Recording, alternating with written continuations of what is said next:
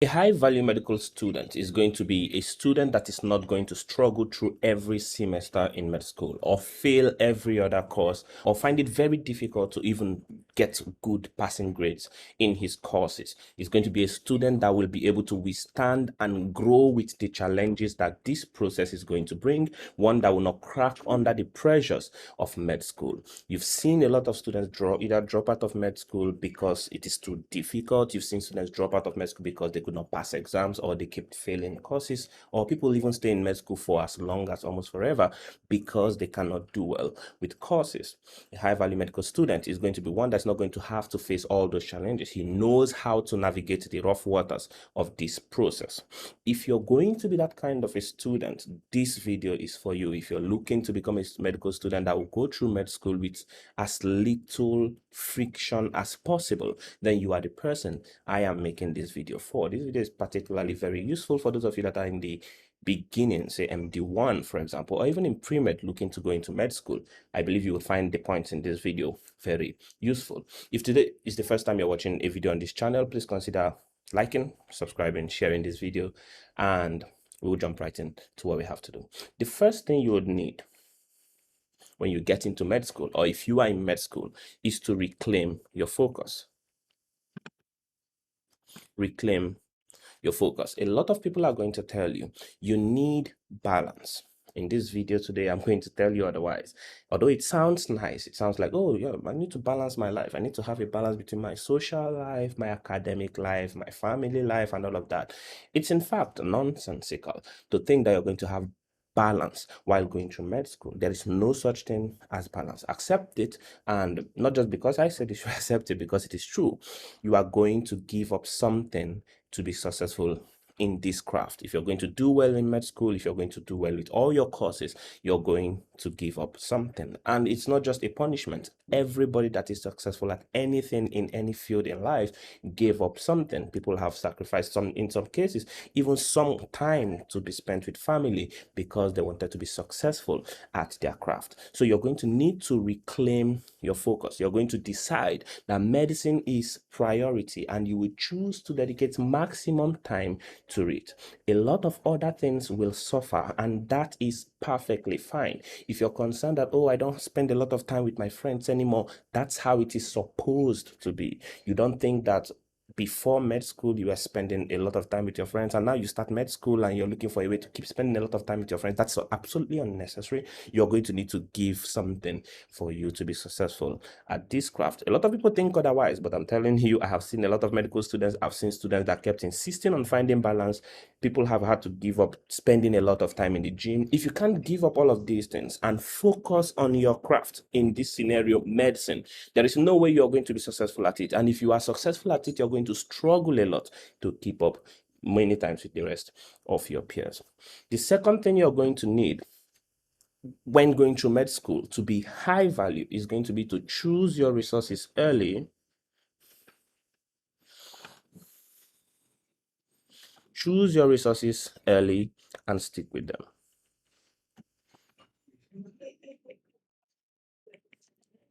When students come into med school, one of the problems that freshers especially are going to face is that there is nobody to guide you. But your school will always give you a syllabus at the beginning of the semester.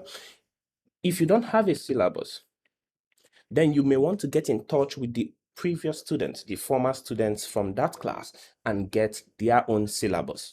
Don't worry about it not being exactly the same with yours. It's going to be very similar, if not exactly the same. And you want to go through the syllabus and make the decision, what videos will I be watching? What video resources do I want to use? Do you want to use Kaplan videos? Do you want to use Master the Boards, Patoma, whatever? What Q banks am I going to be using? What books do I need for this course? Now, there are going to be a wide variety of all of these things. Your school would give you recommendations. They'll tell you the textbooks they recommend. You are going to have to choose before the semester even begins. These are the resources I'm going to use. I will use this video, this Q bank, and this textbook. And you stick with them throughout the semester.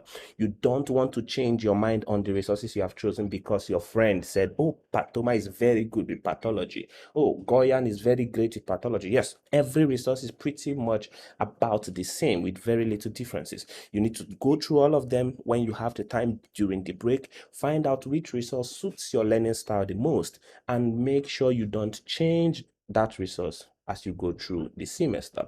One thing I see people do is you start studying pharmacology from this resource, and then someone tells you, oh, I watched sketchy pharmacology, and then okay, you dump that one and you go start from the beginning with sketchy because you think sketchy is better. And then someone else says, oh, but doctor, this person taught it in Kaplan, it was great. And then you drop that one as well and you start studying the one from the other resource. And by the time you know it, you are confused because you've studied all these different sources, even if you've not even really known or understood the subject. And many times you become confused because too many hands spoil the soup.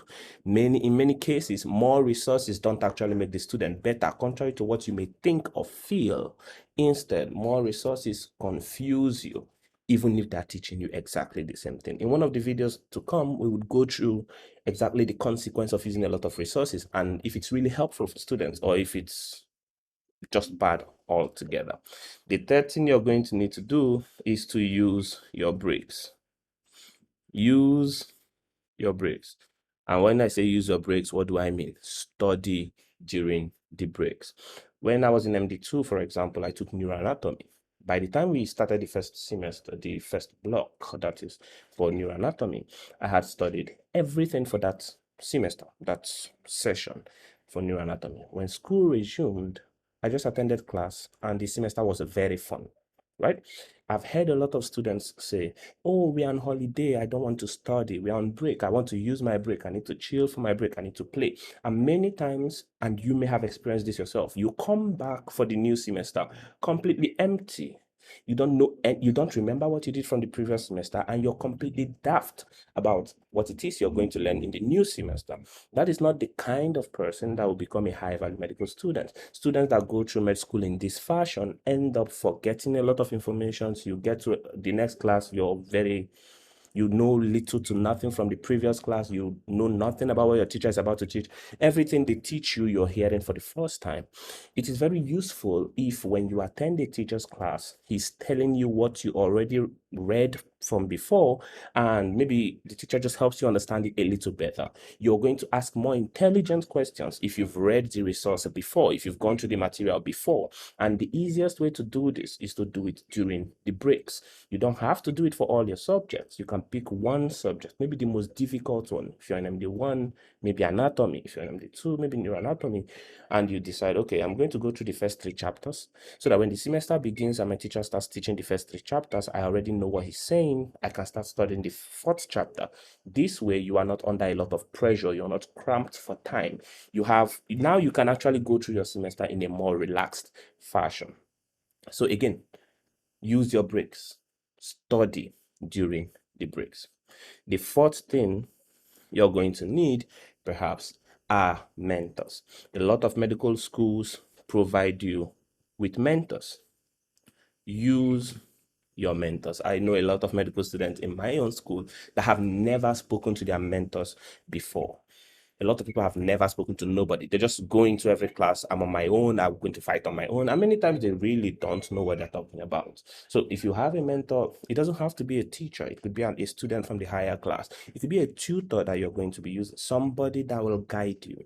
It is always easier when you told the path that others have already taken and you have them to show you their mistakes. If a student in that class before tells you, okay, this was what I did, this was what I did, I didn't do well in this course, this was why, these are the resources I used, they worked for me. It saves you time, it saves you stress. One meeting with that person for 2 hours can clarify all your doubts and you'd face the next semester much better.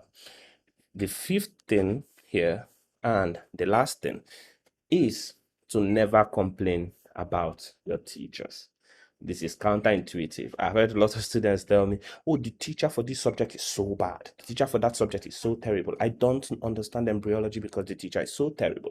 Every time you catch yourself complaining about the teacher, you want to call yourself back and stop it, even when the teacher seems objectively bad. you're going to have a lot of students. And through high school, you've done it a lot. I know we all did it. Oh, I don't like the math teacher. He's so mean. He's this, he's that. This other teacher is this, is that. Students that do this don't get the most out of the classes of those teachers. The more difficult the subject is, the more loving, what the more likeness I should say, maybe you should accord to the teacher of that course.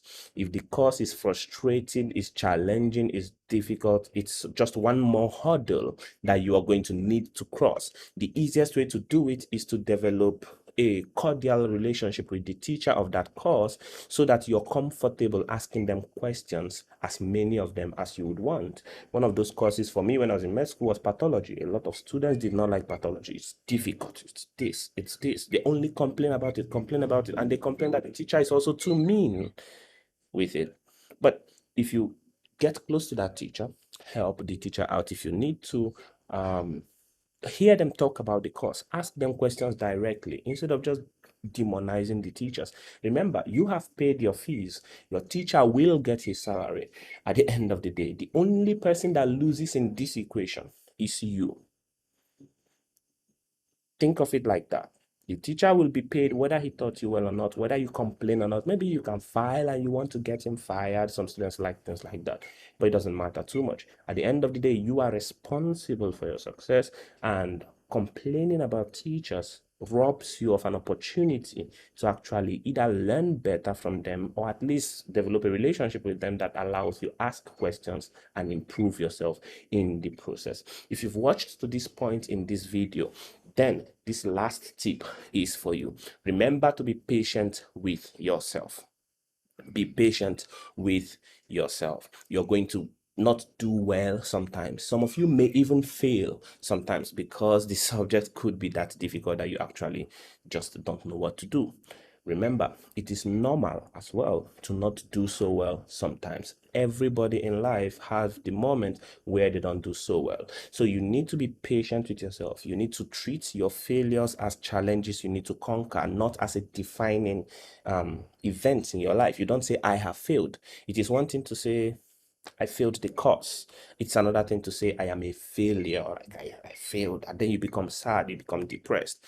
That is a problem. A lot of medical students are overwhelmed with one failure. I know medical students are hyper successful students coming through high school and college in many scenarios, that they can't take failure very well. I am like that. I don't particularly take failure very well. But you must be patient with yourself. If you fail in the event that you do fail, remember that it's an opportunity. Okay, this particular subject, this particular topic has proven difficult. In fact, I have managed to fail it. It is an opportunity for you to prove yourself and surmount that course. Until next time, please like this video if you like it, share it, subscribe, keep your heads up, and I will see you on the next one.